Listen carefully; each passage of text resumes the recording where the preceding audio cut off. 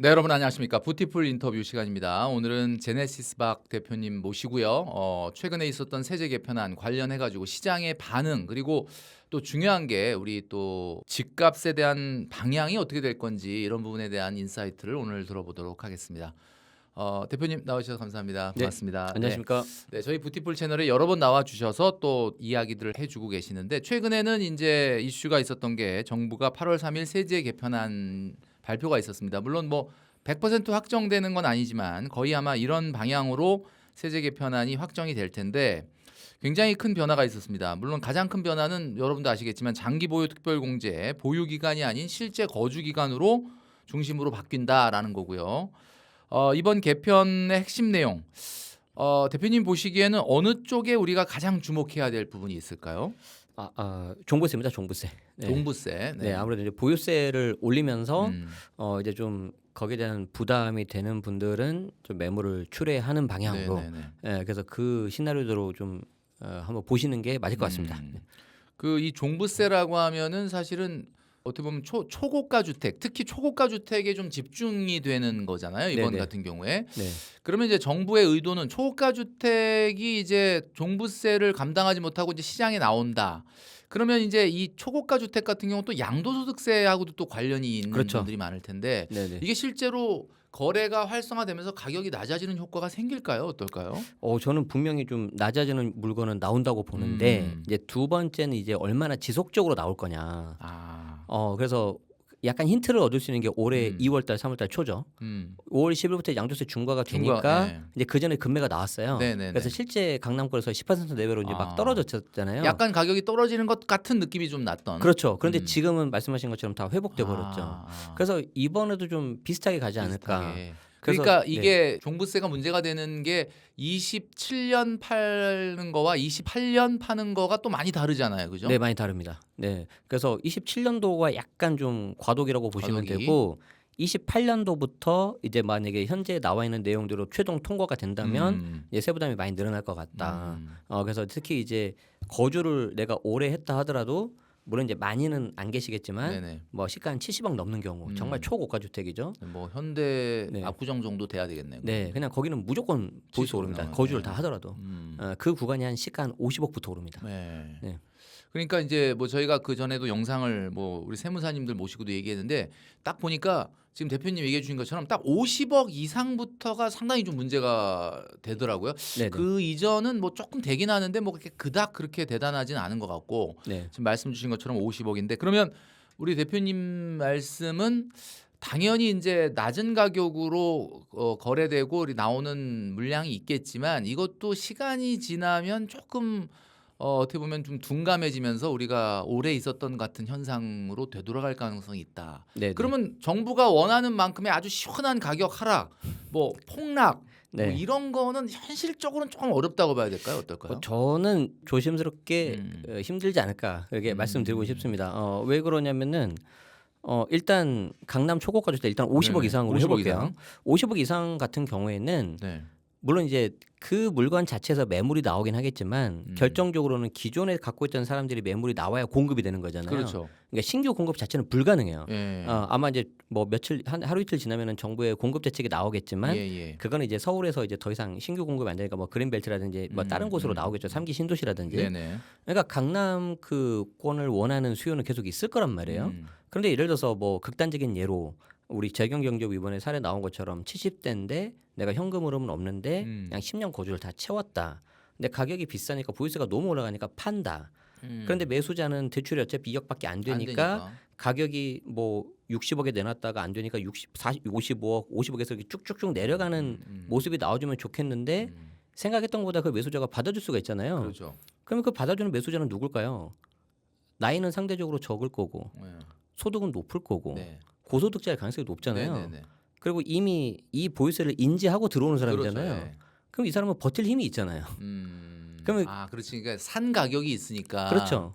그러면은 예를 들어서 그 물건이 만약에 하나라고 매물이 나왔는데 네. 매수자도 한 명이면은 당분간은 보합으로 가겠죠. 좀 가격이 낮아지고. 네네. 근데 매물이 하나 나왔는데 만약에 대기 수요가 3명이 있다. 그럼 3명이서 경합을 하겠죠. 네. 아니면 먼저 산 사람 1번이 매수하고 나머지 2번, 3번이 아유 기다려봐야지 했는데 네. 매도자가 그걸 보고 55억에서 거래가 됐어? 60억인데? 그럼 나 한 58억 해볼까? 그러니까 내려가는 폭이 좀 줄어들 수 있잖아요. 아, 예. 그런데 더 중요한 건 뭐냐면 그런 식으로 세대 교체가 손바뀜이 일어나면 이제 버틸 수 있는 사람도 다 채워지는 거잖아요. 채워지는 거네. 다 알고 들어온 거고 뭐 알고 보너스 들어온 이 정도 거잖아요. 나온다. 그러면 그 사람들이 1년 2년 버티고 나서 물론 이제 이거 아닌 것 같아 내놓은 사람도 일부 있겠지만 대세에는 별 지장이 없겠죠. 아. 네. 그러니까 뭐 사실 그 전에 있었던 내용하고 좀 비슷해질 가능성이 있다는 얘기인데 이번 개편에 실거주 여부 이게 주택 가격에 따라서 세부담이 커지는 방향이다라는 거 아마 우리 구독자분들도 다 들으셨을 텐데 오히려 네. 세부담이 커질수록 좋은 입지에 한 채를 남기려고 하는 똘똘한 한 채 현상이 좀 뭐 또 더 강화되고 심화되는 거 아니냐 이런 의견도 있는데 네. 물론 이건 뭐 다주택자들 얘기일 수도 있겠지만 네. 어떨까요? 이 똘똘한 한 채 현상이 이걸로 인해서 완화된다기보다는 오히려 더 강해지는 거 아닌가? 어떻게 저는 더 보시나요? 강화될 것 같습니다. 두 가지 시나리오 때문에 그러는데 네네. 첫 번째는 아까 설명드린 거에서 손바뀜이 오히려 능력 있는 사람들로 바뀔 거다. 진짜 돈 있고 버틸 수 있는 사람이 사버리게 네. 되니까. 문제는 그 다음이죠. 내가 이걸 55억에 팔았어요. 음. 그럼 그 판 사람이 어디로 갈까요? 갑자기 뭐- 무주택자가 되진 않지 않을까요?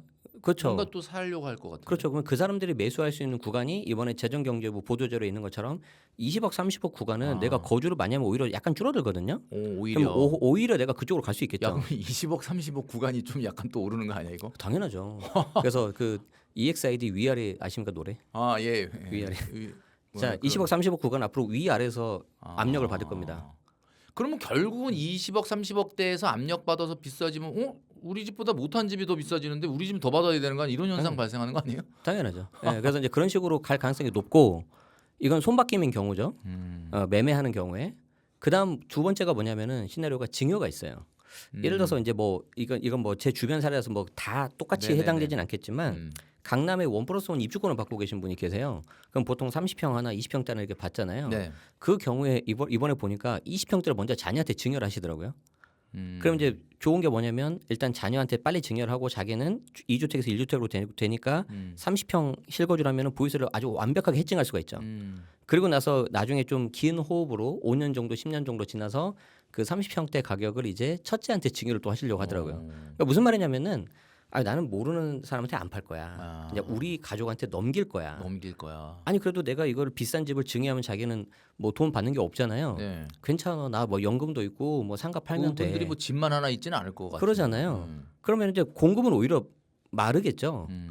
그래서 이제 그렇게 된다면은 오히려 똘똘한 한 채 선호 현상은 심화될 거고 그렇게 될 것 같습니다. 똘똘한 한 채 현상이 문제다. 뭐 이렇게 대통령이 또 이렇게 워딩까지 이렇게 지적을 한 적이 있는데 네. 똘똘한 한 채가 문제다. 그럼 다주택도 문제고 똘똘한 한 채도 문제고 그럼 어떻게 무주택만이 건전하다는 건지 뭐 좀 이해는 좀 안 가는데 네. 이번 개편으로 특히 강남 등 초고가 주택의 보유자들이 세부담이 커질 것이라는 전망이 나옵니다. 뭐 당연할 텐데 일부에서는 세부담을 견디지 못한 매물들이 나올 수 있다. 뭐 좀 전에 뭐 약간 그런 차원에서 말씀을 해주셨고 실제로 고가 네네. 주택에서는 매물이 크게 늘어날 가능성이 있다는데 이제 요거는 아까 이제 대표님이 얘기해 주신 게 뭐 늘어는 나지만 이게 막 대세로 엄청나게 쏟아져 나온다는 건 조금 불가능할 가능성이 있다 이렇게 얘기하셨는데 네. 받아줄 수 있는 시장도 아니고 네네. 뭐 이게 실제 하락으로 보여진다면 이 하락의 효과는 언제쯤 눈으로 볼 수 있는 효과가 나타날까요? 내년 상반기라고 봅니다. 그나마 대출이 조금 나오는. 그나마 대출이 나오는. 지금 대출이 다 막혀 있고 내년 네. 상반기가 돼야 좀 약간 풀리니까. 네, 그런데 뭐 아시겠지만 어차피 40억, 50억짜리 매수하시는 분들은 대출이 큰 의미가 없죠. 뭐 대출 2억 어차피 2억밖에 안 나오는데 되고. 취득세도 안 되잖아요. 그런데 그게 이제 연쇄적으로 이제 심리가 올라가니까 이제 반대로 아까 제가 위아래라 그랬잖아요. 네, 그러니까 그건 아니라도 약간 밑에 밑에 영역. 구간들은 어차피 지금 다 현재 보면은 시장 보면은 현재 계약하고 잔금을 다 내년 초로 좀 늦추고 있거든요. 그러면 그 밑에서부터 군불이 또 올라오면은 상대적으로 올라가는 그런 또 효과가 있기 때문에 네네. 내년 상반기가 아마 굉장히 중요한 시기가 되지 않을까 싶습니다.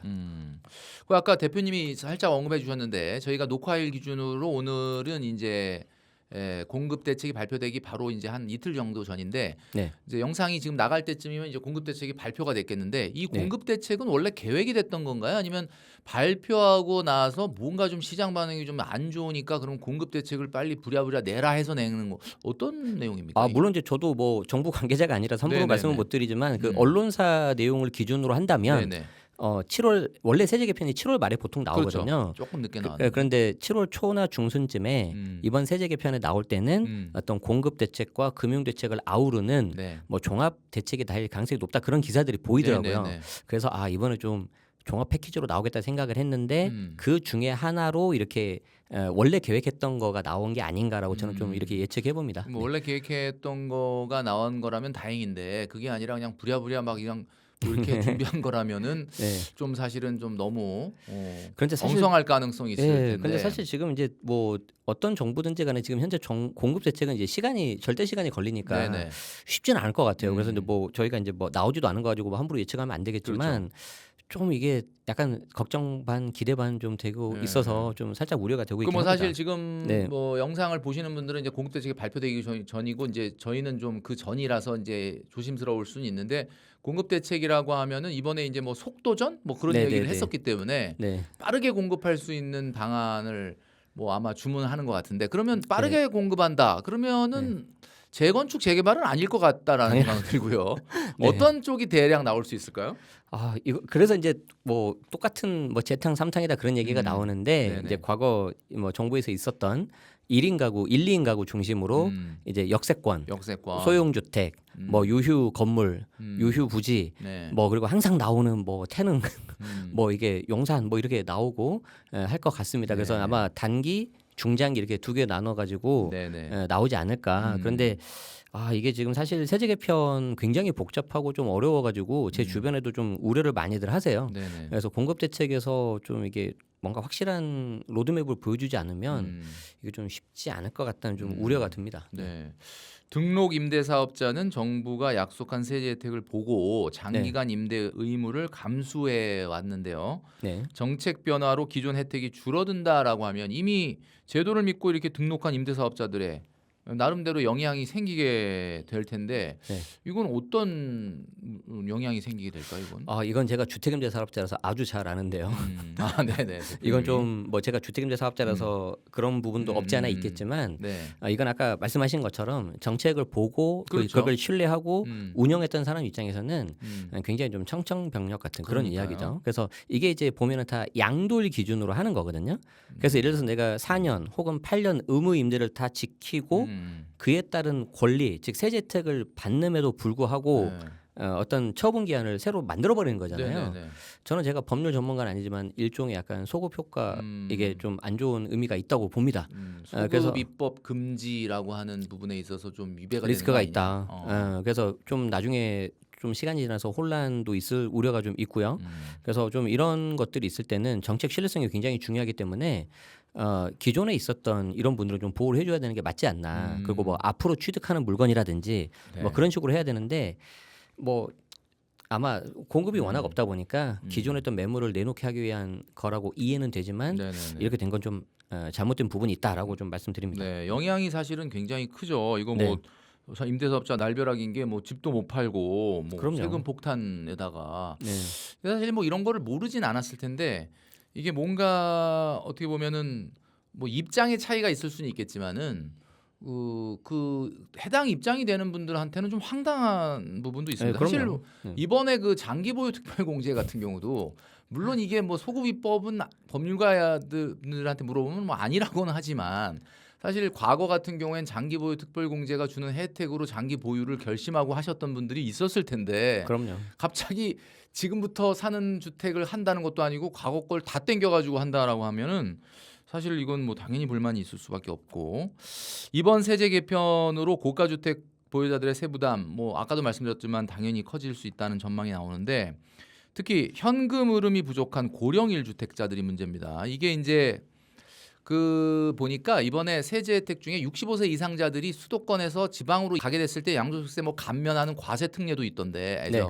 이런 것도 있던데 고령 1주택자들에 대한 부담이 커질 수 있다는 우려. 이게 이제 신문 보도 내용에서 이제 좀 많이 부각이 되고 있는데 정부의 고령자 감면 방안에 대한 평가 이런 거 좀 이렇게 좀 제대적으로 어떻게 보면 자세하게 좀 세부적으로 갔어야 되는데 네. 아까 얘기한 것처럼 종부세 얘기도 해주셨지만은 집 하나 가지고 소득은 좀 없고 나이 고령인데 이런 분들은 어떡하라는 거냐, 뭐 집을 팔라는 거냐, 뭐 이런 내용도 있었잖아요. 이거 문제 어떻게 좀 봐야 될까요?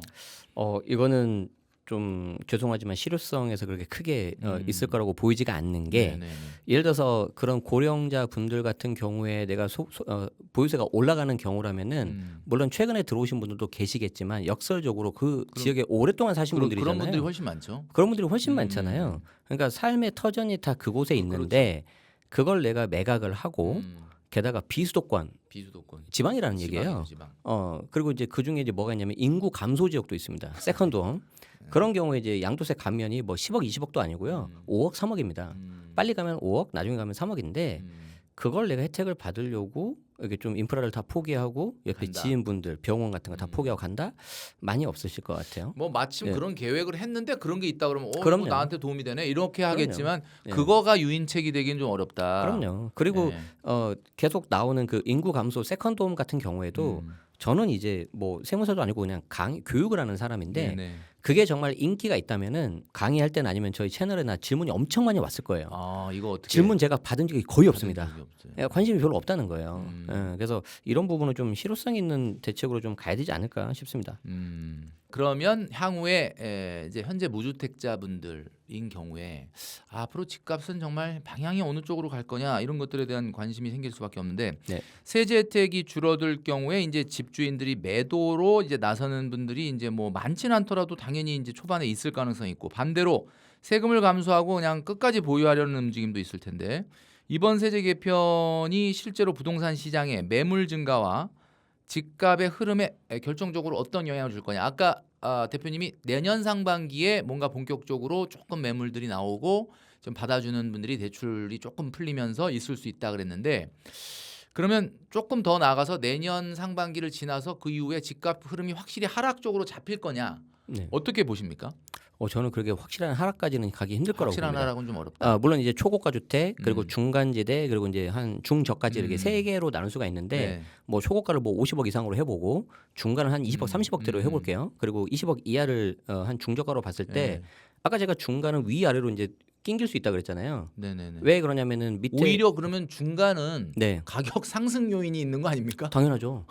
왜 그러냐면 아까 50억짜리 집을 팔고 시골을 안 그러니까 안 가신다니까요. 가니까. 그럼 내가 20억, 30억짜리를 가고 그럼 이제 여기가 이제 주변 한강벨트잖아요. 네네네. 아니면 경기 남부권에서 뭐 약간 20억 되는 구역들 판교, 분당, 동탄, 광교 요 정도 그쪽으로 퍼질 수 있겠죠.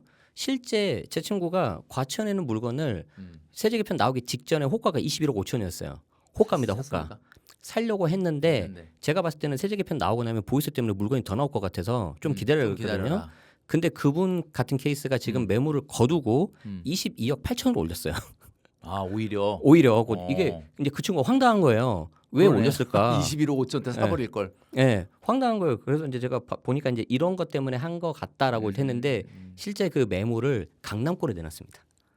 그러니까 강남권에 이거 파시고 저한테 오세요 이거예요.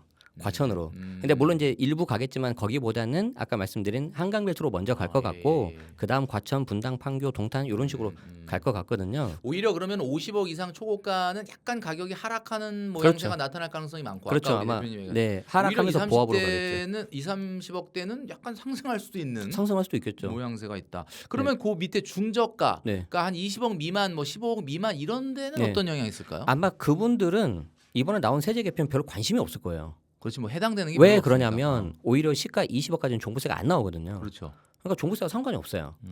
그냥 내 갈 길 가면 돼요. 내가 집 구하려고 한다. 뭐 내가 막 10억짜리다, 15억짜리다. 그럼 이분들 제일 관심사는 어딜 살까, 대출 잘 나올까 이거에 관심이 있지 세금에는 별로 관심이 없습니다. 관심 없다. 그래서 거기는 그냥 알아서 갈 거고 이제 그런 분들 중에서 야 이번에 내가 한번 매물에 나오면 갈아타볼까 하시는 분들은 오히려 20억짜리 쪽을 계속 보겠죠. 그럼 오히려 20억짜리는 아까 말씀드린 것처럼 위아래에서 계속 자극을 받는 구간이 될 거예요. 네네네. 그러면은 역설적으로 가장 위쪽은 좀 보합이나 일부 하락, 중간은 오히려 탄탄, 밑에는 어차피 알아서 가는 구간. 그러니까 굉장히 이제 이 3단계가 탄탄해지는 거죠. 탄탄해진다라는 거는 뭔가 쉽게 말해서 밥을 우리가 밥 주세요 했는데 어, 그 식당 아주머니께서 음, 밥을 꾹꾹 눌러줘. 예. 배부르잖아요. 한 네. 공기 먹어도. 네. 약간 그런 느낌이에요. 그리고 아까 초고가 주택은 손바뀜이 됐을 때 능력 있는 사람으로 바뀔 수 있다고 그랬잖아요. 현금 흐름이. 네. 안 나오겠죠. 그러니까 이게 더 이상은 그 가격 네. 밑으로 내놓을 리도 없고 내가 그 가격에 그렇죠. 샀는데 그게 27년, 28년 지나고 나면 딱 음. 고착화가 될 가능성이 높죠. 아, 게다가 전부 다 거주잖아요. 뭔가 네. 그 주택 가격이 당연히 뭐 서열화돼 있다는 건 알지만 이 네. 진입 장벽이 높아지는 듯한 느낌? 그렇죠. 그러니까 뭔가 이렇게 넘어갈 수는 없는 그렇죠. 것 같은 느낌. 진격의 거인 첫 번째 문, 두 번째 문 혹시 보셨습니까? 애니메이션. 예. 죄송합니다. 약간 그런 느낌. 그 벽을 넘어야 돼. 아, 그러니까 뭐 원래 부동산 시장에 당연히 그런 게 있다는 건 알지만 이제는 정말 뭐 이사 가기도 힘든데 이사를 갈 수 있다 그래도 뭐 내가 능력으로 사실 그렇거든요. 모든 대한민국의 사람들이 내가 사는 집보다 조금 더 비싸고 좋은 데로 가고 싶은 꿈은 누구나 있는데 이런 게 사실 부동산 가격이 올라가면 이게 더 어려워지는 거잖아요. 우리 집만 오르는 게 아니라 내가 가고 싶은 데는 더 빨리 오르니까. 네네. 지금 대표님 얘기 들으니까 좀 뭔가 지역 간의 진입 장벽의 벽이 더 높아지는 듯한 느낌이 든다. 네. 이렇게 되면 진짜 서울에 산다는 거는 이건 대단한 뭔가 그냥 그 나름대로 자체로. 자체로 네. 그렇게 될 가능성이 있네요. 비거주 1주택자들 실거주 전환을 강력하게 지금 정부가 어떻게 네. 보면 약간 촉구하는 듯한 이런 느낌이니까 최근에 이것 때문에 전월세 물량이 줄어들면서 시장이 굉장히 불안해졌다. 저도 제 개인적인 얘기를 드리면은 제가 이제 요번에 비거주 1주택자들 좀 불이익 준다 해서 그럼 내 집에 들어가 볼까 생각을 하고 일단 제가 전세를 줬던 아파트가 이제 올해 말이 네네. 돌아오다 보니까 얼마 전세냐 이렇게 물어봤는데 엄청나게 올랐더라고요. 그래서 야 그러면 내가 안 들어가면은 전세금을 좀 더 받을 수 있겠네. 약간 이 생각이 들던데 네. 뭐 신경 안 쓰던 사이에 이렇게 전세값이 올라가나? 근데 이게 진짜로 실거주 전환에 대한 강력한 이런 수요가 생기면서 전월세 가격을 밀어올리는 게 맞나요? 아 그럼요. 어. 왜 그러냐면은 좋은 곳에 살고 싶은 사람들의 욕망은 누구나 다 있잖아요. 네네. 그런데 그게 이제 뭐 매매가 되면 좋겠지만 매매가 안 되신 분들은 전세나 월세로 임차로 계셔야 되잖아요. 그런데 월세 같은 경우는 내가 계속해서 돈이 나가니까 우리나라는 전세로 좀 있는 걸 있고 원했는데 싶어 하는 거지. 예. 결국에는 전세나 월세를 공급해 주는 사람이 다주택자인데 다주택자가 지금 현재 없잖아요. 그런데 그 거기에 대한 인프라를 누리고 싶은 수요는 계속 있고 계속 들어오고 싶고 다주택자가 없는 건 아니지만 비중은 굉장히 낮으니까 계속해서 줄어들고 있죠. 줄어들고 그러면 결국 내 집을 하나 갖고 있지만 나는 좀 딴 데 가서 살래 하는 사람이 세를 줘야만 그렇죠. 나오는 거죠. 그렇죠. 그런 게 없어지면. 그러면은 이제 뭐 예를 들어서 대표님 같은 케이스라면 예를 들어서 전세 보증금이 뭐 전에 있던 것보다 3억이 더 올라 있다. 저는 3억 다 안 받겠죠. 그냥 반전세로 바꿔버리겠죠. 조금 그 부분만 월세를 좀 달라. 이렇게. 왜냐하면은 어차피 내가 돌려줘야 할 채무고 그거 가지고 내가 뭐 세금 내버리면은 안 되잖아요. 나중에 돌려줘야 되는데. 네네네. 근데 내가 현금으로 만드는 게 훨씬 낫죠. 아마 그런 식으로 되기 때문에 월세 가격이 훨씬 더 오르지 않을까. 그러면 갑자기 여기서 궁금해지는 게 뭐 여러 번 이런 얘기를 했는데도 불구하고 갑자기 정부는 왜 실거주를 자꾸 하라고 그러는 거죠? 이게 시장에 이런 압력이 들어가고 전월세 가격이 올라간다라는 얘기는 뭐 1년 전부터 사실 그럴 수 있다라는 얘기를 많이 했는데 네네. 왜 도대체 그러면 실거주를 꼭 해야 된다고 얘기하는 겁니까? 이게 도대체. 그러니까 이제 이번 세제 개편을 좀 이렇게 한 두세 줄로 요약을 해보자면 보유하지 말고 거주해라. 주택수가 아니라 가액 기준으로 하겠다. 초고가 주택은 그만한 담세 능력이 있으니까 세금 좀 많이 내라. 뭐 그리고 약간 양도세 약간 살짝 거래세 낮출 때가 다주택은 물건 내놔라 이거잖아요. 근데 이 네 가지 말이 뭐 틀린 말은 없어요. 맞죠? 원론적으로는 맞는 말인데. 그런데 이게 다 갑자기 한꺼번에 뭉치다 보니까 이상한 결과가 나오는 거죠. 나는 전월세 가격을 올리려고 하지 않았는데 이상하게 전월세 가격이 올라. 봤더니 다주택자도 물건 팔으라면서요. 주택임대 사업자 이게 아까 말씀하신 것처럼 이게 약속을 어기니까 제가 이제 못 하겠어요. 저도 그렇고. 그러니까 그런 식이니까 계속 이제 다주택자가 없어지는 거죠. 네네.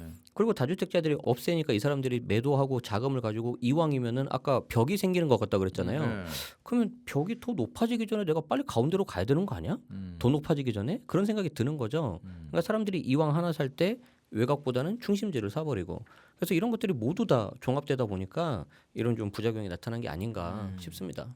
약을 뭐 한 4개를 한꺼번에 처방해 보니까 4개를 먹으니까 서로 약끼리 부딪히는 것 같기도 하고 네네네. 부작용이 나는 것 같기도 하고 올해 상반기에 서울 아파트 시장은 주요 지역을 중심으로 상승세를 이어갔습니다. 하반기에 8월 3일 세제 개편과 대출 규제의 영향으로 이런 것들이 이제 변수로 떠오르긴 하는데 그러면 서울 집값은 어쨌든 계속 상승 국면으로 간다고 우리가 봐야 될까요? 어떨까요?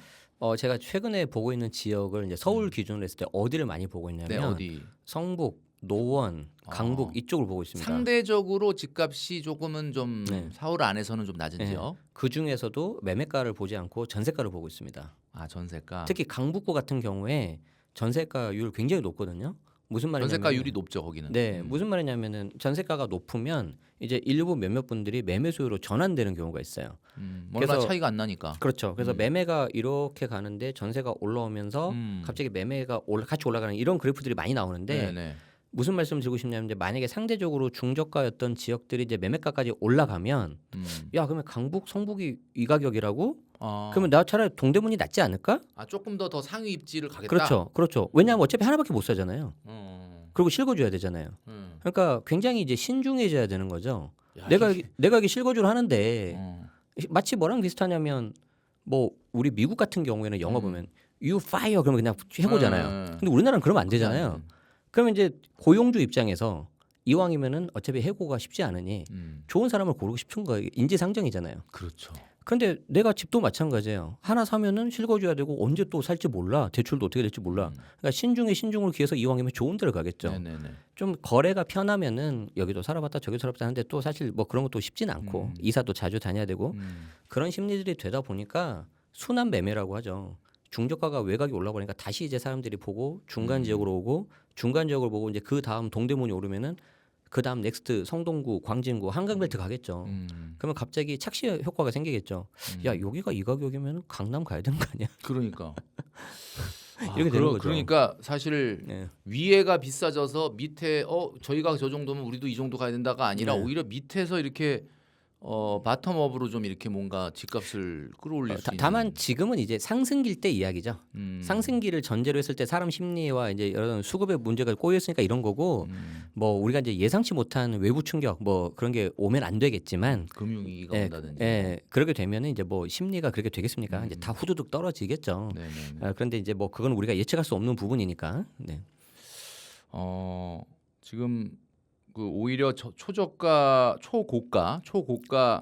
그 주택 보유자들이 매도를 하더라도 자산을 정리하기보다는 오히려 더 좋은 입지, 생활권이 유지되는 지역으로 이동할 가능성. 아까 이제 얘기하셨던 것처럼 뭐 더 좋은 건 아니지만은 뭐 차선책으로 이렇게 네네. 선택할 가능성이 있다라는 이야기도 아까 대표님 해주셨는데 이런 흐름이 이어진다면 강남 주변의 핵심 지역이나 한강벨트 이런 곳의 영향은 어떨까요? 그러니까 소위 말하는 지금 우리나라 대한민국 부동산 시장에서 강남 그리고 한강이 보이는 신축 이거는 뭐 정말 약간은 철옹성 같은 약간 이미지를 갖고 있었는데 사실 이 철옹성 같은 이미지를 깨기 위해서 사실 이 시작이 됐다라고 보여지는데 이 이미지가 과연 뭐 영향을 줄 수 있느냐 이런 정책들이 대표님 보시기에 어떻습니까? 강남과 한강 벨트.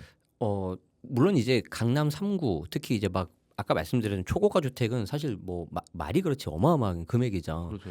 일반인들이 저 포함해서 사실 접근하기는 쉽지가 않고 네네. 그런데 오히려 이제 그런 경우라면은 차선책으로 대응할 수 있는 게 20억, 30억대 구간이 되겠죠. 그래서 그런 구간들은 오히려 더 가격이 올라가지 않을까. 왜 그러냐면 뭔가 약간 이런 생각이 드네. 스카이의 네네. 그 컷오프가 올라가면은 이제는 그 밑에 옛날에 그 스카이하고 굉장히 차이가 많이 났었던 것 같은 학교들도 약간 그 거의 명문대 소리를 같이 들으면서 따라 올라가는 약간 이런 느낌? 뭐 그런 것도 있고 뭐 이제 왜 그러면 한강벨트가 그렇게 좋냐 이걸 한번 생각해볼 필요가 있어요. 네네네. 예를 들어서 제가 예전에 살았던 데가 이제 중랑구 면목동도 살아봤고 신내동 살아봤는데 네네.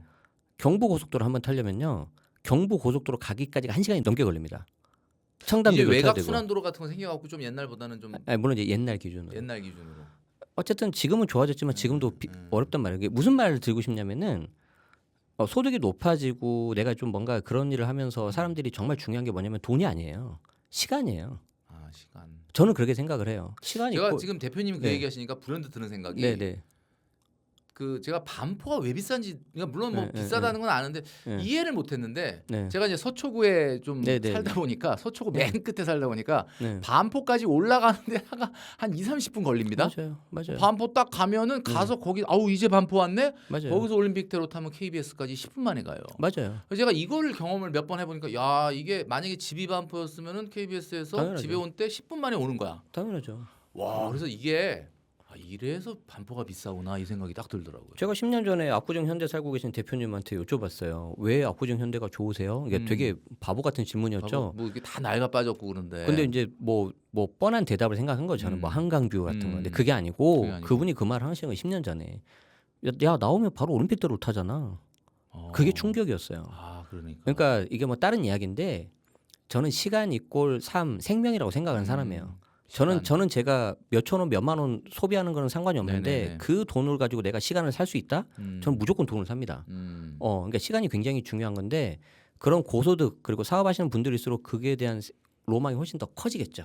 그 뒤에 따라오는 게 저는 인프라 한강뷰라고 생각을 하는 거예요. 그래서 저도 아까 말씀하신 그러니까 한남대교라든지 올림픽 하면은 한참 걸리거든요. 네. 가끔 보면은 그럼 제가 생각을 하는 거예요. 그럼 내가 집이 여기면 곧바로 사통팔통 내가 다 가는데 다 다니는 거지. 그럼 비쌀 수밖에 없네. 그러니까 그런 이제 용산도 그렇고 서초구의 그 네. 또 강남구의 한강변도 그렇고 서울의 딱 중심지고 올림픽대로나 강변북로를 그렇죠. 바로 탈 수 있다라는 게 네. 대단한 장점이라서 네. 우리가 늘 뭐 부동산 얘기하면서 뭐 교통 얘기하지만 그게 뭐 교통이 요즘 그렇게 중요하냐 생각하는데 실제로는 그런 가치가 있군요. 시간 대표님 얘기하신 것처럼 시간을 살 수 있는 거. 네. 최근에 세제의 변화 이런 것들의 변화가 집을 팔기 전에 양도세 절세 전략에 대한 관심이 그래서 이제 커질 수밖에 없는데 네. 많은 분들이 1주택 비과세라고 생각하지만 이제 실제로는 주택수 계산이나 매도 순서에 따라 세금의 차이도 달라진다라고 합니다. 팔기 전에 반드시 확인해야 되는 게 이 양도소득세 절세 포인트를 우리가 생각을 해봐야 된다라고 하는데 이번에 이제 또 양도소득세에 대해 관련된 부분도 좀 세제 개편안에 들어 있었는데 어떤 것들을 좀 우리가 집을 팔 때 좀 눈여겨봐야 네. 될 포인트가 있을까요? 일단은 뭐 주택수가 제일 중요하죠. 주택수. 주택수는 이제 나만 체크하시면 안 되고 같이 살고 있는 가족. 예를 들어서 우리 집에 엄마, 아빠, 뭐 나 동생 이렇게 4인 식구라고 네네. 가정을 해봐요. 근데 나는 집이 하나 있어. 근데 봤더니 부모님 이름으로 또 뭔가 시골에 집이 하나 있어. 그럼 1세대 2주택이잖아요. 아 그게 1세대 2주택이군요. 그럼 비과세가 안 됩니다. 아. 별도의 특례가 아닌 한. 그런데 이제 뭐 가끔 이제 착각을 하시는 분들이 이런 거죠. 같이 살고 있는데 동생은 주민등록을 다른 곳에 해둔 거예요. 그리고 나는 주택이 있고 이번에는 부모님 집이었고 동생이 하나 있어요. 그 1세대 2주택 아니잖아요, 그러면. 1세대 1주택 아니죠. 왜냐하면 주민등록 외형만 분리돼 있을 뿐이지 실질적으로는 같이 살고 있는 그렇지. 가족이니까. 물론 그렇지. 제3자는 상관없지만. 그래서 이제 세대 기준으로 주택수가 몇 개인지를 보시고 만약에 1주택이라든지 뭐 일시주택 비과세 특례가 된다면 반드시 그걸 활용하시는 게 좋고 그리고 이제 그다음에 봐야 되는 게 양도가가 12억이 넘냐 안 넘냐. 12억이 안 넘으면 이제 전체 비과세라 그래서 세금이 하나도 안 나와요. 그러니까 이번 세제 개편 뭐 장특공, 장기 거주소득 아무 상관없습니다. 네. 뭐 몇 억이 되더라도. 근데 만약에 12억이 넘는다. 그러면은 이제 내가 거주를 많이 할수록 유리해요. 그렇죠. 그러면 결국에는 아까 종부세처럼 그냥 거주하는 게 유리해요. 그러니까 아까 임차인 분들이 또 힘들어지겠죠. 그리고 이제 뭐 주택수가 만약에 2주택이다, 3주택 이런 분들은 이제 별도로 다 봐야 돼요. 그래서 이제 굉장히 좀 복잡해지겠죠. 제가 어젠가요? 네. 그 저기 세제 개편안 발표되고 나서 양도소득세 걱정하시는 분들. 근데 이제 네네. 좀 고가 주택이긴 합니다. 고가 주택의 단지에 있는 지인인데 그 아파트 커뮤니티에 이런 글이 올라왔다 그래요. 네. 그러니까 이번에 이제 양도소득세 개정이라는 게 이제 약간 소급처럼 돼가지고 오래 거주했다 하더라도 네네. 뭔가 이제 28년 이후부터 팔게 되면은 굉장히 불이익이 좀 네네. 어떻게 보면은 양도 그 차익에 대한 그 공제를 10억으로 제한한다든지 뭐 이런 것 네네. 때문에. 근데 지금 팔면 좀 세금이 적고 그러면 네.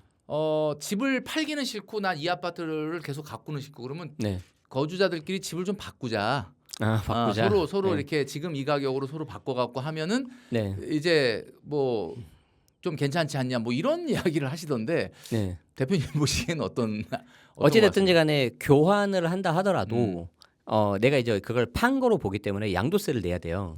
그리고 매수한 사람도 그 가격에 취득을 하는 거고. 네네네. 그러면 취득세하고 양도세는 똑같이 나옵니다. 그러니까 이제 이분들 얘기는 뭐냐면 거래를 해서 지금의 좀 약간 혜택을 받을 수 있는 양도세를 내고 그렇죠. 그리고 그 다음에 이제 그 높은 가격으로 사면 그 다음에 양도 차익이 줄어드니까. 그렇죠. 맞아요. 그래서 한 예, 번은 27년도에 터셔야 돼요. 한 번은 털고 나랑 비슷한 조건으로 이제 명의를 바꾸는 거죠. 거지. 그러면 내가 10억에 사는데 예를 들어서 50억이 됐어요. 음, 그러면 그 40억에 대해서 혜택을 다 보는 거죠. 그리고 50억에서 이제 한번 바꿨기 때문에 이제 그게 이제 취득하게 되는 거잖아요. 네, 그러니까 높아지. 그럼 나중에 뭐 오른다 하더라도 갑자기 음. 40억까지 부담은 90억까지 안 되기는 가요. 안 되잖아요. 단기간에. 음, 그러면 나중에 뭐 60억이 됐다고 칩시다. 몇 년 지나니까. 네네네. 그러면 양도차익 10억에 대해서 그냥 세금 내는 거예요. 이제. 그렇죠, 그렇죠. 네. 어. 그래서 근데 다만 그 이제 좋은 아이디어입니까 그러면? 좋은 아이디어긴 한데 네. 이게 문재인 정부 때도 있었어요. 이 방법이. 아 그래요? 그런데 이제 문제가 뭐냐면 우리 집은 50억 할게요. 선생님은 55억이니까 제가 5억을 드릴게요. 이렇게 하는 게 이제 프로세스잖아요. 네. 아니 근데 정말 가격이 똑같은 뭐 이런. 방금 이게 굉장히 중요해요. 어. 자, 그 가격이 정말 비슷하고 같다는 거 누가 판단하죠? 같은 동에 같은 네. 뭐 네. 약간씩 좀 차이가 나나. 그래서 이제 그게 어떤 악유 이슈가 생길 수 있잖아요. 그래서 과세 당국에서 그게 뭐 너무 이게 금액이 좀 차이가 나거나 특히 특수 관계자거나 그러면 이제 증여 이슈가 발생해 버려요. 그럼 내가 그걸 없애고 싶잖아요. 안전하게 해야 되잖아요. 우리가 불법을 저지르면 안 되니까. 네. 그러면 그때 필요한 게 간평을 받아야 됩니다. 아, 간평을 받아요. 받아서. 어쨌든 동호수가 다 다르니까. 다르니까. 그리고 어차피 우리가 네. 공시가격도 동호수마다 다 다르니까. 그렇죠. 그래서 간평을 안전하게 받으시고 고가주택은 2곳 이상 받으셔서 평균을 내시고 그래서 가격이 뭐 간평사님 여기는 53억입니다. 55억입니다. 그럼 2억 차이 나는 거잖아요. 네네네. 그럼 이분이 2억을 더 드리고 대신 나는 거기에 따른 양도세 55억 취득하는 취득세 그리고 이 사람은 그에 맞춰서 또 양도세 취득세 그리고 이제 이때 아까 말씀드린 세대기준 주택수 다 따져야 됩니다. 네. 이거 지금 말씀드리면 네. 그 압구정동 현대 아파트는 좀 이런 일이 많이 있지 않을까라는 생각이 또 살짝 들기도 하는데 네. 보유세, 양도세 등 이렇게 부담이 높아지고 있는데 네. 그래도 이제 지금이라도 그냥 자식에게 부동산 증여하고 싶다라고 하는 부모님들이 많아질 거라고 보는데 아까도 이제 증여 얘기 좀 해주셨지만 네. 현 시점에서 자녀에게 집을 물려줄 때 세금을 조금 좀 줄일 수 있는 방법이 있다 그러면은 뭐 네. 대략 여러분들이 좀 상상하는 그 내용일 수도 있겠지만 정리를 해주신다면 어떻게 하면 좀 줄일 수 있을까요? 뭐 일단 명의 이전하는 데 있어서 가족한테 할 때 보통 세 가지를 많이 하죠. 뭐 순수 일반 증여 그리고 뭐 부담부 증여, 부담부 증여. 저가 양수도 이렇게 있는데 음. 부담부 증여와 저가 양수도를 하면 일단 매매 거래가 들어가 버리니까 자녀가 지금 토호제잖아요. 토호제이기 때문에 자녀가 그걸 곧바로 전입을 해야 돼요. 그럼 내가 돈이 더 들어가요. 그런데 토호제 통과하려면 또 그런 어떤 나름대로의 경제력이 또 있어야 되는 부분. 그럼요. 예를 들어서 10억짜리 집인데 순수 증여하면 2억 2천이란 말이에요. 증여세만 네, 증여세만. 취득세 빼고. 그런데 이거를 내가 잘 해가지고 부담부 증여를 해가지고 뭐 매도 매매를 한다. 어떤 분이 어떤 비과세를 받거나 그러면은 세부담을 1억으로 줄일 수가 있는데 네. 문제는 거기에 채무가 보증금이 한 5억 정도가 있잖아요. 네. 그럼 5억을 내가 내주면서 들어가야 돼요. 자녀가. 근데 보증금 5억이 없잖아요. 없지. 이게 캐시플로우적인 측면에서 내가 돈이 더 들어가잖아요. 그렇기 때문에 지금은 토호제 같은 경우에는 부담부 증여와 저가 양수도보다는 일반 증여가 낫습니다. 그러면 이제 증여를 했을 때 가격을 좀 낮춰야 되잖아요. 똑같아요 아까랑 내 마음대로 정하면 안 돼요. 그래서 간평 받으셔야 돼요. 이것도 그 간평 받으시고 이제 세 번째 팁은 뭐냐면 증여를 내가 받잖아요. 네네. 토호제를 하더라도 내가 증여받고 세 줄 수 있습니다. 내 거니까. 그렇죠.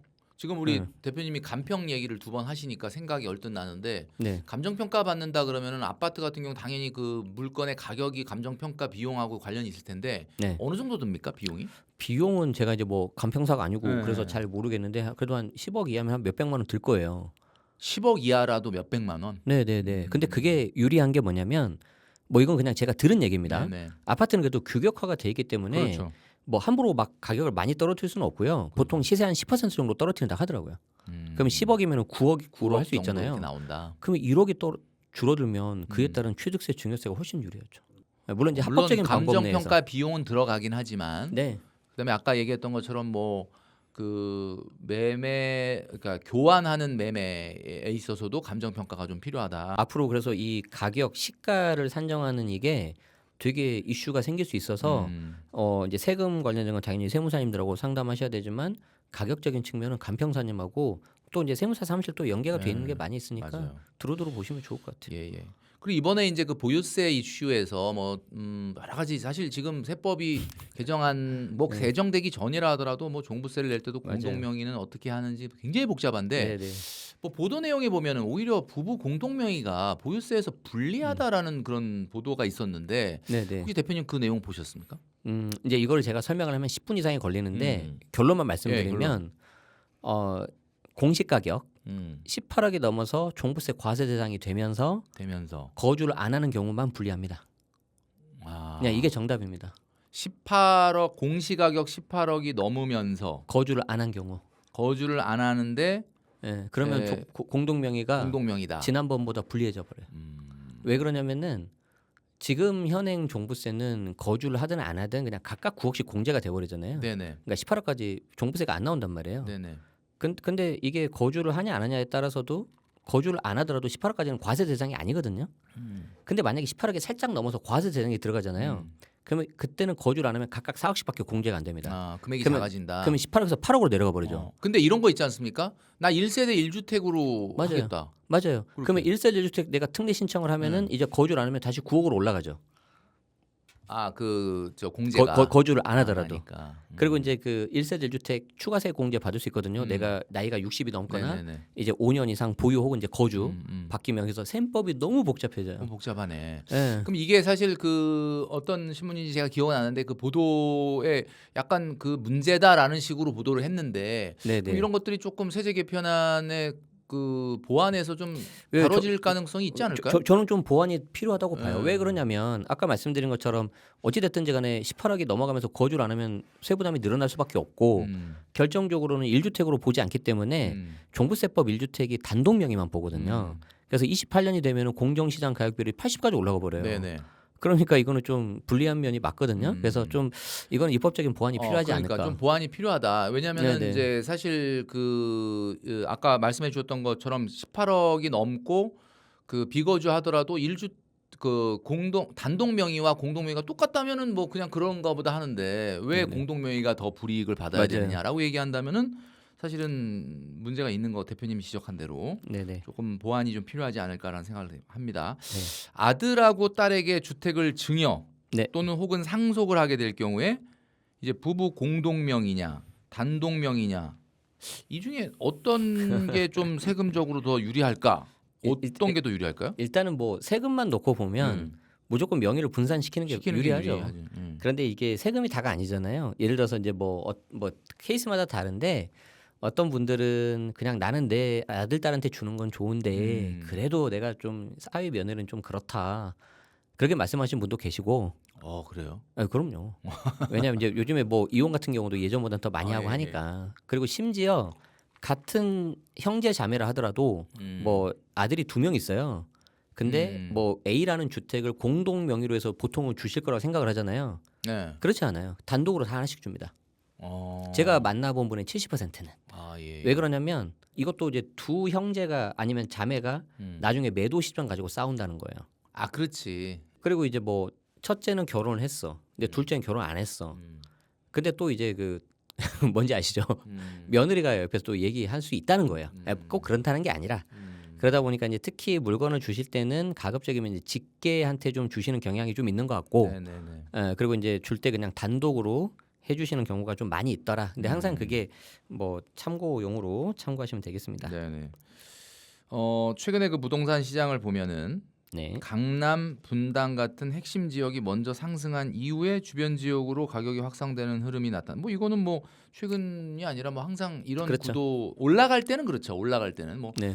왜 좀 떨어진다 그럴 때는 반대 프로세스가 되는 경우가 많이 있는데 앞으로 이제 좋은 지역을 판단할 때 교통, 일자리, 생활 인프라 이런 것들을 이제 봐야 되는데 이거는 뭐 우리나라 부동산 역사에서 오래된 일입니다. 뭐 가장 핵심 지역이라면 핵심 지역 그 다음에 어디가 핵심 지역이 될 거냐 이거 갖고 맨날 어디냐 뭐 이렇게 네, 이야기를 하는데 대표님이 보시기에는 우리가 누구나 다 아는 뭐 강남이니 분당이니 네. 과천이니 판교니 뭐 용산 이런 데 말고 우리 서울 수도권 중에서 야 그래도 이쪽이 그래도 그 다음에 뭔가 뭐 당연히 강남만큼 핵심 지역까지는 아니라 하더라도 야 이게 정말 괜찮다라고 네. 하는 지역은 혹시 어디를 좀 눈여겨 보시는지 그리고 두 번째는 일단 그걸 볼 때 교통, 일자리, 생활 인프라 중에 어떤 요소를 먼저 봐야 되는지 요 두 가지 질문을 좀 드린다면요. 네네. 뭐 일단 딱 두 개만 말씀드리면은 신분당선하고 8호선이죠. 아, 신분당선과 8호선. 예. 신분당선은 지금 현재 수원의 광교까지 가다가 네. 이게 수원의 이제 호매실 네네. 계속 이제 더 연장을 해달라. 연장을 지금. 그리고 이제 특히 지금 이제 신사 노년까지 연장돼 있잖아요. 네. 그래서 그 정말 노선이 정말 다 황금 노선이네. 황금 이렇게 쫙 노선이고. 해서 용인으로 해가지고 강남을 통과해서 네. 강남대로를 뚫고 노년과 신사까지 가는 정말 좋은 거고요. 그리고 이제 GTX하고 다르게 정말 그냥 지하철이기 때문에 지하철이기 때문에. 배차 간격이 일반 배차보다는 조금 더 길긴 하지만 그래도 GTX는 괜찮고. 배차 간격이 얼마나 지금 운행되고 있는 A의 일부 노선 중에 보통 10분 넘죠. 그리고 말 그대로 GTX는 그냥 기차에 기차. 지하철이 아니죠. 그래서 좀 그런 한계가 좀 있는데 일단 신분당선은 지나고 있는 노선 자체도 너무 좋은데 여기서 좋다는 건 뭐냐면 쾌적하고. 다 일자리로 지나간다는 양질의 일자리를. 아, 거기가 판교를 지나가고 판교를 강남을 중심, 지나가고 강남을 지나가고 그리고 밑에 이제 광교에서도 가고 광주에서도 그렇잖아요. 가고. 그래서 너무 좋고요. 두 번째는 8호선. 그렇다면 지금 대표님 여기까지 얘기한 거 보면은 네. 수원에서 저 영통구가 아닌 그 이후로 연장되는 구간 쪽은 지금 수원 쪽은 상당히 지금 네. 물론 가능성이라고 하는 면에서 봤을 때 네. 좋다고 볼 수가 있겠네요. 좋다고 볼 수 있고 현재 실질적으로는 영통도 좀 많이 오르고 있는데 아마 그게 이제 실제 뭐 우리가 그런 말이 있잖아요. 발표할 때 한 번 오르고 지하철은 착공 공사할 때 한 번 오르고 실제 오픈하면은 또 오른다. 제가 수지에 2017년에 이사를 갔는데 그때도 2018년 개통하기 전에도 사람들이 별로 관심이 없어요. 그리고 그 전에 수지 개통하기 전에 갔을 때는 조금 거짓말 보태서 강남에서 이렇게 신분당선 타고 내려갈 때 그때 제가 2013년인가 그랬었거든요. 네네네. 좀 누워서 갔어요. 거짓말 좀 보태서. 자리가 텅텅 비었어요. 그 정도로. 그러니까 상상을 못 하잖아요, 지금은. 네. 근데 사람들이 개통이 되고 타보고 좋으니까 이제 지금 막 미어 터지잖아요. 거기는 네. 뭐 사람 엄청 많은 노선으로. 엄청 많아요. 그래서 왜 그러냐면 이제 양질의 일자리를 음. 수지에서 24분, 25분이면 곧바로 주파한다. 그러면 제가 예전에 살았던 중랑구 면목동 신내동보다 더 빨리 가요, 강남을. 그렇죠. 그러면은 이제 우리가 시간만 놓고 본다면은 아, 그러니까 훨씬 아까 좋아요. 얘기했던 시간이네. 당연히. 거리 문제가 아니라. 거리 문제가 아니에요. 그래서 이제 시간을 내가 얼마나 빨리 주파할 수 있을 거냐. 그게 이제 신분당선 하나가 있고 그 다음에 좀 최근 들어서 8호선. 봐야 되는 거는 8호선. 음. 8호선 이제 연장이 됐잖아요. 네네. 구리에서 20분이면 잠실로 오죠. 밑에 구성남에서 15분이면 잠실을 가요. 네. 물론 잠실 자체도 일자리가 많이 있지만 옆으로 또 2호선 타면 곧바로 강남을 가죠. 10분만 강남으로 가면. 바로 들어가 버리고. 그리고 이제 밑에 구성남에서 이렇게 위로 올라갈 때 중간에 뭐 9호선, 3호선 환승이 돼요. 네네네. 다 좋은 녀석들이잖아요. 거기는 그쪽은 뭐 바로 연결되는 건 아니지만 또 위례 가천, 위례 신사 그러니까. 뭐 이런 게 또 있지 않습니까? 그러니까요. 그러면은 구성남 거기에서 좀 우리가 사회 초년생이나 신혼부부가 접근할 때가 어디냐? 그럼 딱 구성남 그 산성역의 포레스티아. 그리고 요 밑에 금빛 그랑매종, 밑에 랜더스원. 딱 요 세 개 3대장이거든요. 네네네. 그래서 걔네들 보면은 작년부터 제가 여기 부티풀에서도 몇 번 말씀드렸을 건데 굉장히 가파르게 올라가고 있어요. 그러니까. 근데 너무 좋고 앞으로도 더 갈 것 같고 그러면 그 옆에 이제 수진 1구역도 있고 그리고 이제 그 녀석들하고 좀 비슷하게 좀 볼 수 있는 게 서울 강북 쪽에 이제 장위 뉴타운 있죠. 아, 동대문구. 네네. 이거 성북구. 성북구 장위 뉴타운. 장위 뉴타운. 거기는 지금 계속 한참 개발하고 있어서 네네네. 사실 지금 가면 조금 약간 좀 어수선할 수는 있는데 네네네. 사실 집은 그럴 때 사야죠. 그래야지 내가 좀 저렴하게 들어갈 수 있으니까. 네네. 근데 거기도 구성남 못지않게 가격 오르는 게 너무 가팔러요. 20억대가 아니면 10억 이하가 없어요 지금 이제. 지금 말씀해 주셨던 세 곳 중에서 일단 가격적으로 가장 비싼 부분은 8호선 구성남이 제일 비쌉니다. 비싸고. 그리고 그 다음이 이제 저 장위 뉴타운이고. 장위도 있는데 대신 이제 수지 같은 경우에는 그 성복역에 대장이 있어요. 롯데캐슬이라고 동탄 롯데처럼. 네, 동탄 롯데. 걔가 지금 동탄 롯데보다 비싸진 않죠. 네, 걔가 근데 지금 호가가 20억입니다. 호가가. 아, 호가가. 자, 그러면 이제 우리가 냉정히 생각을 해봅시다. 동탄은 사실 서울 오는 건 좀 불편하죠. 불편하죠. 근데 옆에 그 삼성전자 하이닉스 있다는 셔세권 거 때문에 그런 거잖아요. 네. 미안합니다, 동탄. 그런데 이제 성복역에서는 한 26, 7분이면 서울 주파를 하면서 아파트에서 동탄역 롯데캐슬처럼 내려오면 곧바로 롯데몰이 있거든. 게다가 게다가 그러면 그 거기서 강남역까지는 한 20 한 6분 7분. 그 어차피 한 정거장만 더 가면 되니까. 아 그래요? 자 그러면은 걔가 얼마 전에 18억을 찍었어요. 그리고 호가가 19억 20억인데 제가 봤을 때는 시간 문제인 것 같아요. 자 그러면 그 녀석이 신축이기 때문에 20억을 보는데 바로 한 정거장 앞에 있는 수지구청역에 보면은 리모델링이면 8억짜리 9억짜리거든요. 네. 싸다는 느낌이 들지 않으세요? 20평대이긴 하지만 오래됐지만 얘가 리모델링이 완공이 되면은 신축이 또 될 거잖아요. 네. 물론 이제 구조 자체가 바뀌진 않겠지만 그래서 수지구청역 한정거장에 인근에 그 정도 20평대. 차이면 네. 이제 그런 식으로 옆으로 퍼지는 거죠. 그러다 보면은 다시 어떤 생각이 발생하냐? 야 수지가 좋긴 하지만 신축이긴 하지만 얘가 20억이라고? 그럼 분당이 너무 싼 거 아니야? 아까 얘기하셨던 것처럼 그런 지금 계속해서 의식이 그러니까 무슨 말씀을 드리고 싶냐면 그 바로 인근 생활권에 다 연계가 돼 있잖아 얘네들이. 네네네. 수지, 죽전, 분당, 판교, 광교 이렇게 다 연계돼 있잖아요. 그러니까 네네. 왔다 갔다가 너무 쉬운 거예요. 거기서 조금 더 가면 이제 구성남 가면은 구성남에서는 곧바로 좀 더 가면 위례 나오고 송파 가버리고 그렇기 때문에 요렇게 그래서 제가 나름 이거는 그 어떤 전문 통계는 아닌데 네. 정말 대충 한 건데 사람들이 동서로는 잘 안 움직여요. 우리나라 근데 수도권에서는 남북으로는 잘 움직이는 것 같아요. 그렇지 않으세요? 동서로 그러네. 지금 보니까 저도 좀 그러지 않으세요? 반포까지 이렇게 네. 쭉 올라왔다가 뭐 네, 이렇게 네, 가고 그러네요. 지금 동서는 계속 남북이네요. 그러면 위아래로 움직이는데 거기에 일자리를 가는 지하철이 뭐냐? 맞죠? 네네. 그리고 위아래로 가는데 혹시 연결되는 지하철이 뭐가 있어요? 이런 걸 잘 보시면 좋을 것 같아요. 사람들 습성이 좀 그런 것 같아. 사실 대표님께 아까 네. 이 질문을 드리면서 네. 핵심 지역 그 다음번에 차세대 핵심 지역으로 생각하는 곳에 얘기를 할 때 저는 첫 번째 그냥 동탄이 나올 줄 알았거든요.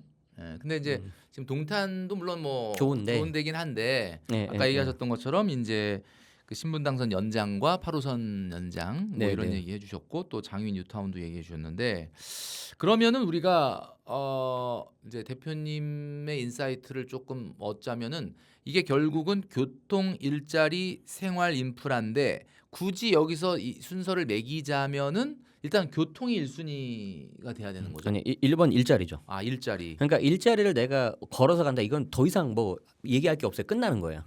그런데 그게 대부분 힘들잖아요. 저 포함해서. 네. 여기서 말하는 일자리라는 건 나의 일자리가 아니라 사람들의 대중들이 원하는 곳의 일자리겠죠. 우리 직장 그러겠죠. 가깝다고 그렇죠. 그걸 선택하면 안 되는 거고. 네네. 그런데 일자리가 예를 들어서 가까운 곳에 그래서 평균적으로 보면은 3대 중심 업무 지구가 있잖아요. 네네. 강남 그리고 여의도, 여의도. 그리고 이제 광화문. 음. 근데 거기에 내가 실제 주변에 살기 힘드니까 거기를 빨리 데려다 줄 수 있는 접근할 수 교통이 있는 중요한 거죠. 중요한 그러면 거예요. 교통은 택시나 버스보다는 지하철이 훨씬 유리하겠고. 그러면 그 지하철 하나하나 뜯어 보니까 물론 서울에서는 당연히 2호선이 좋지만 2호선이 좋죠. 거긴 이미 다 완성된 구간이고 음. 앞으로 뭔가 우리가 기회를 본다면 그 중에 하나가 신분당선 8호선이다. 그 2호선과 연결이 딱 될 그렇죠. 수 있는 뭔가. 그렇죠. 그래서 예를 들어서 우리 집 앞에 뭐 지하철 연장이 됐는데 그 연장된 게 정말 그 지하철만 서로 연결해주고 일자리를 가지 않는다 그러면 큰 호재가 아닌 거예요. 그렇죠. 그래서 거기에 말에 홀랑 넘어가서 부동산 말에 넘어가서 함부로 집을 사면 안 된다. 이걸 좀 말씀드리고 싶고 그 일자리가 1번, 2번이 교통, 그다음에 3번 생활 인프라겠죠. 네네. 네. 아마 지금 질문 드린 거에 대한 이야기를 아마 잘 우리 구독자분들이 곱씹어 보면은 여러분들이 이제 입지를 보는 안목 같은 것도 이런 것도 좀 얻으실 수 있지 않을까 싶습니다.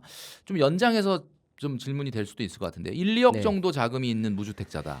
네네. 이게 참 뭐 지금 같은 어렵다. 상황에서는 뭐 집을 어떻게 1, 2억 있는데 어떻게 하란 말이냐 뭐 이렇게 네. 얘기를 할 수 있는데 이제 뭐 당장은 아닐 수는 있겠지만 내 집 마련에 지금부터 나선다 그러면 지금 뭐 1억, 2억, 3억 있는 분들이 제일 많을 거라고 봐요. 우리 2030들 중에.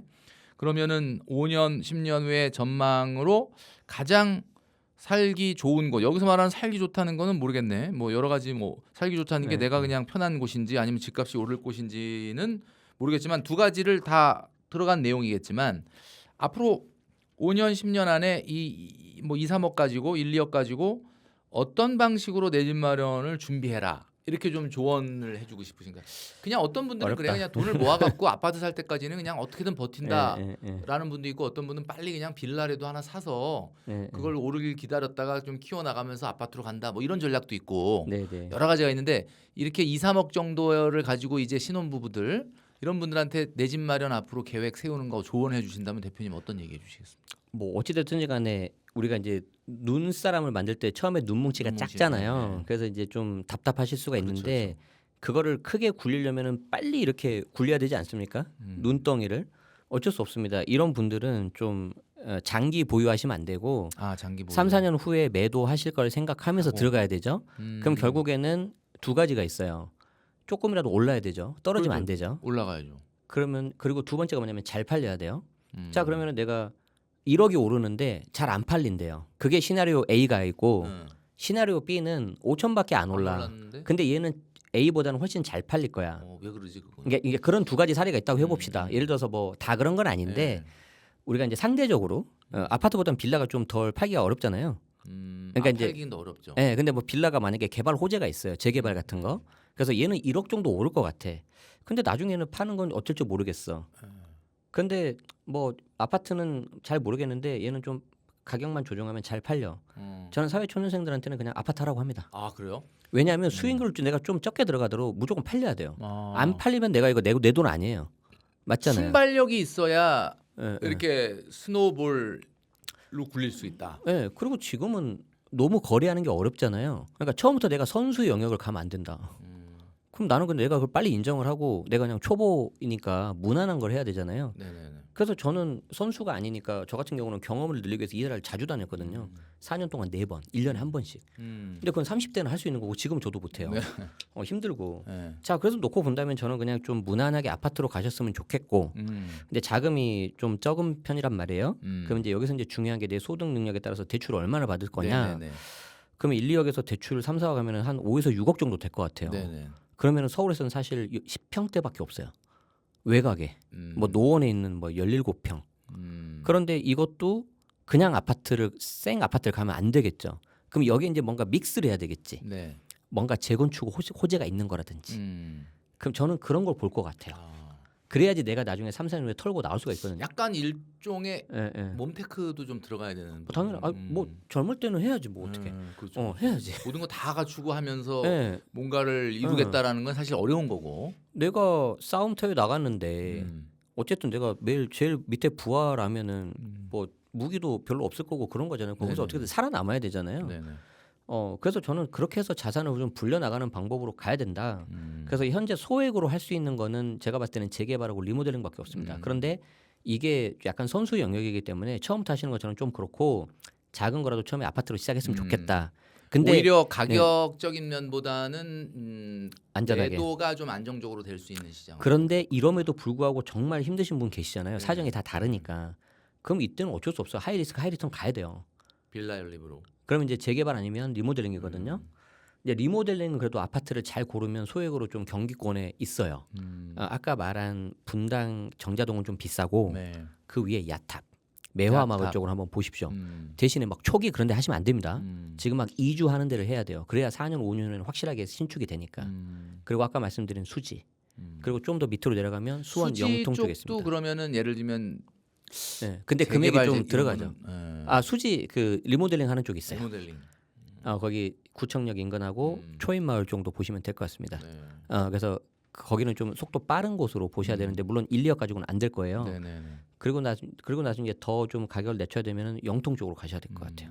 그래서 이제 좀 제가 오른쪽만 말씀드려서 좀 네네. 죄송한데 그렇게 좀 보셔야 될 것 같고 나는 그래도 나는 안 된다 그럼 재개발 해야 된다 그러시면은 재개발은 매도할 타이밍이 있거든요. 네. 예를 들어서 정말 극초기를 가면은 내가 정비구역 지정될 때 팔고 나오는 경우가 있고 조금 먹겠죠. 그리고 이제 사업이 한 중간 정도 갔을 때 사업 시행 인가 받고 나서 파는 경우도 있어요. 네. 아니면 이제 관리처분 계획 직전에 팔아야 돼. 왜냐하면 관철을 받아버리면 투기과열 지구니까 서울은 못 팔아요. 못 팔죠. 못 팔아요. 그래서 내가 그 매도 타이밍에 맞춰서 지금 사놓고 계단 의식으로 오르게든 그때 내가 털고 나올 자신 있다. 그럼 내가 가진 거 없다. 그럼 그거 해야지 뭐. 네. 그래서 좀 구분하셔야 될 것 같습니다. 소형 아파트, 재개발, 리모델링. 네. 자 오늘 그 제네시스 박 대표님 모시고 최근에 세제 개편한 그 집값 전망 그리고 또 우리가 이제 이 집값이라고 하는 부분은 결국 우리가 무주택자들이 어떻게 하면 이제 매매 시장에 접근을 하면서 또 거주의 안정과 또 자산의 증식 이걸 두 마리 토끼를 다 잡아야 되기 때문에 아주 굉장히 디테일한 정보까지 오늘 굉장히 많이 이야기를 해주셨습니다. 여러분 잘 아마 새겨 들으시게 되면은 여러분들 내 집 마련하는 데 도움이 되지 않을까라는 생각을 합니다. 오늘 나와 주셔서 여러 가지 많이 얘기해 주셨는데 나와 주셔서 감사합니다, 대표님. 네, 고맙습니다.